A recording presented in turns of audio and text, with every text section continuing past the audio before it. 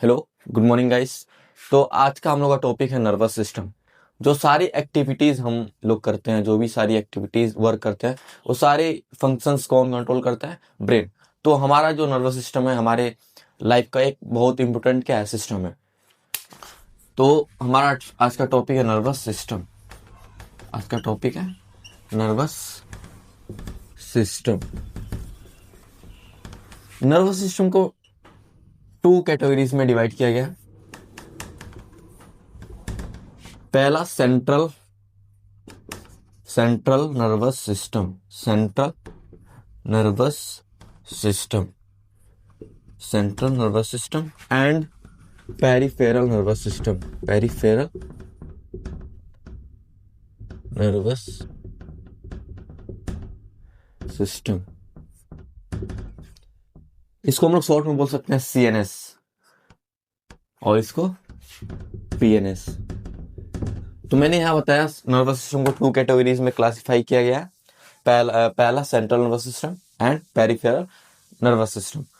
Central nervous system में आता है brain and spinal cord, brain and spinal cord. तो हम लोग सेंट्रल नर्वस सिस्टम में टू पार्ट्स आते हैं, brain and spinal cord. And peripheral में आता है नर्व्स, पेरिफेरल में नर्व्स। तो सबको पता होगा ब्रेन क्या होता है और स्पाइनल कोड। तो हम लोग, अगर मैं बोलूं क्या बैकबोन और स्पाइनल कोड सेम है, तो आप लोग कमेंट में आंसर करिएगा इसका। क्या बैकबोन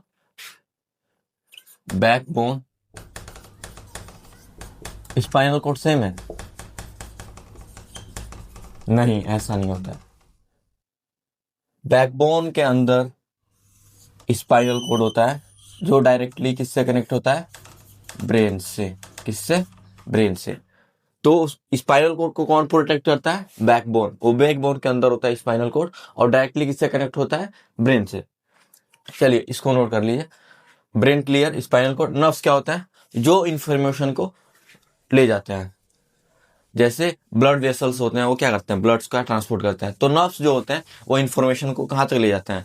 ब्रेन तक या स्पाइनल कोड तक। चलिए नोट कर लीजिए। चलिए आगे बढ़ते हैं। हमने पढ़ लिया नर्वस सिस्टम टू कैटेगरीज में डिवाइड है, central nervous system and peripheral nervous system. Central nervous system में ब्रेन एंड स्पाइनल कोड। तो एक चीज आप में याद रखेंगे, स्पाइनल कोड और बैकबोन सेम नहीं होता है, दोनों अलग अलग चीजें होती हैं। बैकबोन ही स्पाइनल कोड को क्या करता है? प्रोटेक्ट करता है। और पेरिफेरल नर्वस सिस्टम में हम लोग पढ़े हैं नर्व्स के बारे में, तो अभी डिटेल में पढ़ेंगे इसको। पहले इसको नोट कर लीजिए। चलिए आगे बढ़ते हैं।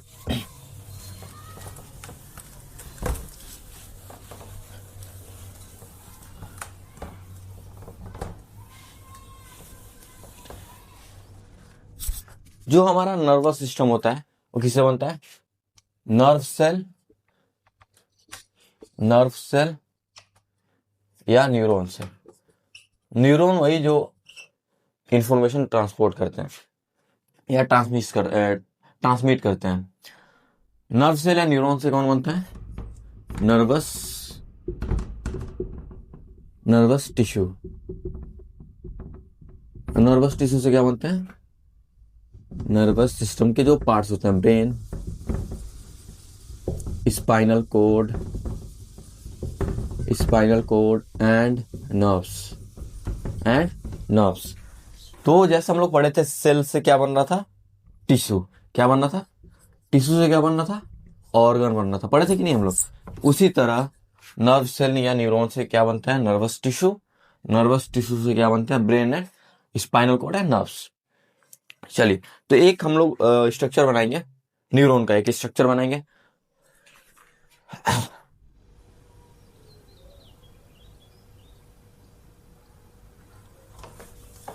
चलिए,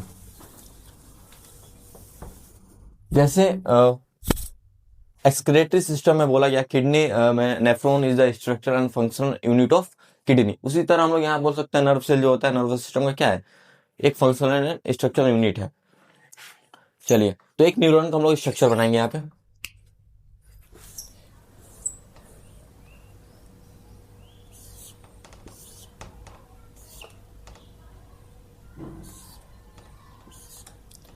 एक न्यूरॉन का एक स्ट्रक्चर बनाते हैं हम लोग।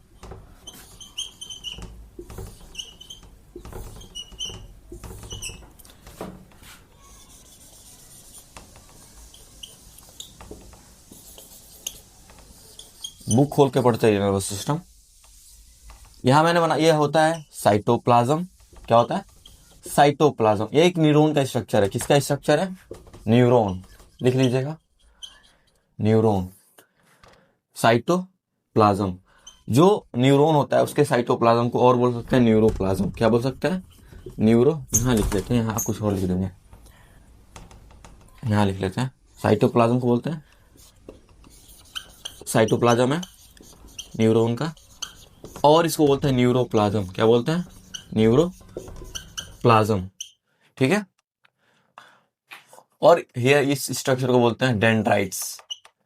Dendrites, dendrites. ये लॉन्ग जो स्ट्रक्चर दिया इसको हम लोग क्या बोलते हैं?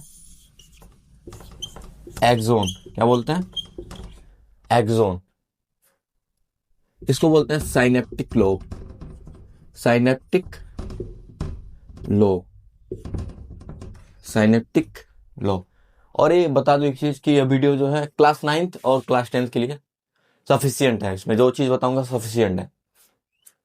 और इस पे एक्सोन पर कुछ आउटर कवरिंग्स होते हैं। एक्सोन पर कुछ आउटर कवरिंग्स होते हैं, प्रोटेक्टिव लेयर एक्सोन के ऊपर, जिसको हम लोग बोलते हैं माइलिन शीथ। क्या बोलते हैं? Myelin sheath. और ये स्ट्रक्चर को डेंड्राइट्स बोलते हैं। ठीक है, डेंड्राइट्स। ये हो गया न्यूक्लियस। क्या हो गया? न्यूक्लियस। और पूरे न्यूरॉन के राउंड पार्ट को हम लोग बोलते हैं साइटोन। पूरे राउंड जो ये पार्ट्स है इसको हम लोग इसमें, जिसमें ऑर्गेनल्स आ गया, न्यूक्लियस, न्यूक्लियस हो गया, साइटोप्लाज्म हो गया, जो राउंड पार्ट है न्यूरॉन का उसको हम लोग बोलते हैं, इस पार्ट्स को हम लोग राउंड, सॉरी क्या बना दिया मैं,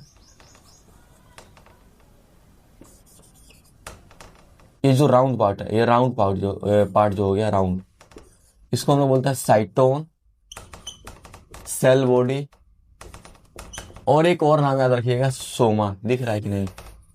ऊपर दिख नहीं रहा होगा, यहां ले लेते हैं। Cyton, cell body and soma. तो कोई अगर पूछे साइटोन क्या है, सेल बॉडी क्या है, सोमा क्या है, तो दोनों एक ही चीज है। जो राउंड पार्ट होता है जिसमें अदर ऑर्गेनल्स होते हैं, साइटोप्लाज्म हो गया, न्यूक्लियस हो गया, इन सब का जो एरिया जो राउंड पार्ट है, इसी को हम लोग क्या बोलते हैं? Cyton, cell body, soma. तो 3 नाम याद रखिएगा, कंफ्यूज नहीं होना है। तीनों कुछ अलग नहीं है, सेम है, सोमा, सेल बॉडी और साइटोन। चलिए, तो न्यूरॉन क्या करता है? ट्रांसमिट ऑफ मैसेजेस या इंफॉर्मेशन। जैसे मैंने कोई अगर गर्म चीज को टच कर लिया तो सबसे पहले मेरे ब्रेन के पास जाता है, तो उस इंफॉर्मेशन को ब्रेन तक कौन ले जाता है? सॉरी, स्पाइनल कोड तक कौन ले जाता है? वो सारी चीजें छोड़ दो, सेंट्रल नर्वस सिस्टम के पास कौन ले जाता है? न्यूरॉन्स। और आप लोग पढ़े होंगे रिफ्लेक्स एक्शन। तो सारे जो रिफ्लेक्स एक्शन होते हैं जो अचानक होते हैं, सडन, जैसे हम लोग को कोई कांटा चुभता है तो ब्रेन के थ्रू कंट्रोल नहीं होता है, वो होता है स्पाइनल कोड के थ्रू। तो रिफ्लेक्स एक्शन में पढ़ेंगे। बाकी बस अभी यहाँ पढ़ना नर्वस सिस्टम, न्यूरॉन्स के बारे में जान लेते हैं। तो न्यूरॉन जो क्या करता है? ट्रांसमिट करता है इंफॉर्मेशन का। तो सबसे पहले न्यूरॉन के कौन से पार्ट पे इंफॉर्मेशन आता है? डेंड्राइट्स। क्या रिसीव करता है? डेंड्राइट्स रिसीव करता है इंफॉर्मेशन को। फिर इस साइटोन सेल बॉडी में कुछ आयंस होते हैं। जैसे ही डेंड्राइट्स इंफॉर्मेशन रिसीव करता है, वैसे ही ये आयंस क्या हो जाते हैं? एक्टिव हो जाता है। क्या हो जाता है? एक्टिव। तो इंफॉर्मेशन कहाँ को आ जाता है? साइटोन या सेल बॉडी में। सेल बॉडी के थ्रू एक्सोन में। कहाँ जाता है? एक्सोन में। कहाँ जाता है? एक्सोन में। एक्सोन से फिर जाता है, इसको बोल सकते हैं और बोल सकते हैं एक्सोनल इंड। क्या बोल सकते हैं? Axonal end. तो अब इंफॉर्मेशन जैसे एक्सोनल इंड पे आता है तो साइनेप्टिक लोब कुछ केमिकल्स रिलीज करते हैं, कुछ केमिकल्स रिलीज करते हैं। और एक और डायग्राम,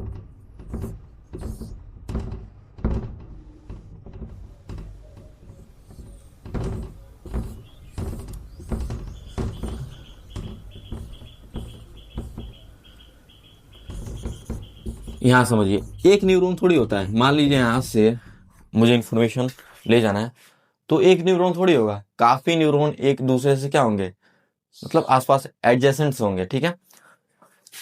जैसे ही न्यूरॉन साइनेप्टिक लोब के पास इंफॉर्मेशन आता है, वहां कुछ केमिकल्स क्या होते हैं, रिलीज हो जाते हैं। क्या होता है? केमिकल रिलीज हो जाते हैं। और फिर अगले न्यूरॉन के डेंड्राइट्स पे क्या हो जाता है, इंफॉर्मेशन चला जाता है। तो यहाँ था इलेक्ट्रिकल सिग्नल से होके जा रहा था, अभी अभी तक था इलेक्ट्रिकल सिग्नल, यहाँ साइनेप्टिक लोब तक था इलेक्ट्रिक सिग्नल।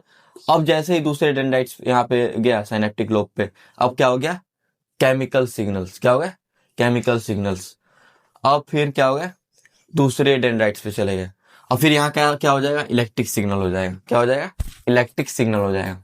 तो इसी इलेक्ट्रिक केमिकल के वेव को हम लोग क्या बोलते हैं, नर्व इम्पल्स। आप लोग सुने होंगे nerve impulse. Nerve impulse, nerve impulse क्या होता है?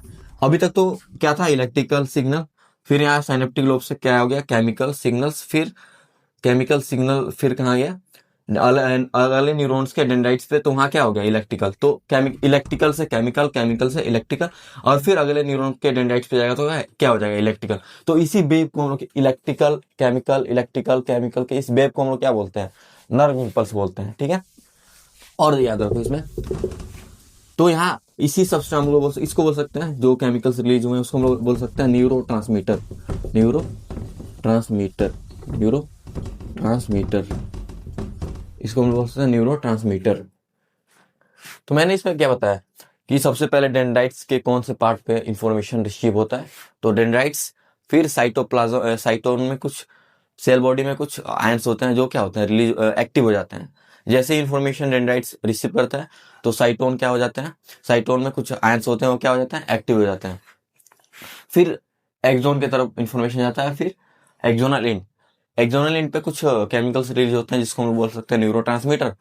फिर न्यूरॉन के अगले पार्ट्स पर क्या हो जाता है, इंफॉर्मेशन चला जाता है, किस फॉर्म में, इलेक्ट्रिकल। अभी तो यहाँ साइनेप्टिक लोब पर क्या हो गया था, केमिकल सिग्नल हो गया था, फिर गया तो क्या क्या हो जाएगा, इलेक्ट्रिकल सिग्नल, फिर अगले न्यूरॉन पे जाएगा। तो काफी न्यूरॉन्स एक दूसरे से क्या होते हैं, जुड़े होते हैं।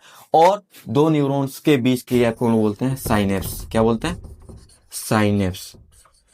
क्या बोलते हैं, साइनेप्स, याद रखेंगे।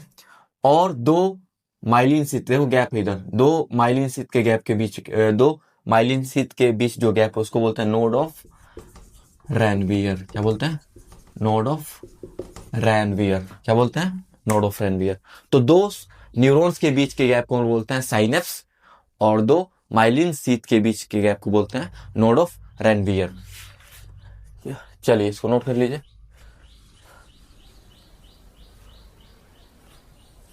अब इसमें जो इम्पोर्टेंट था यही था बस, न्यूरॉन का स्ट्रक्चर। क्लास 9 और क्लास 10 के लिए सफिशियंट है। तो हम लोग वीडियो को यही करते हैं समाप्त। तब तक के लिए बाय।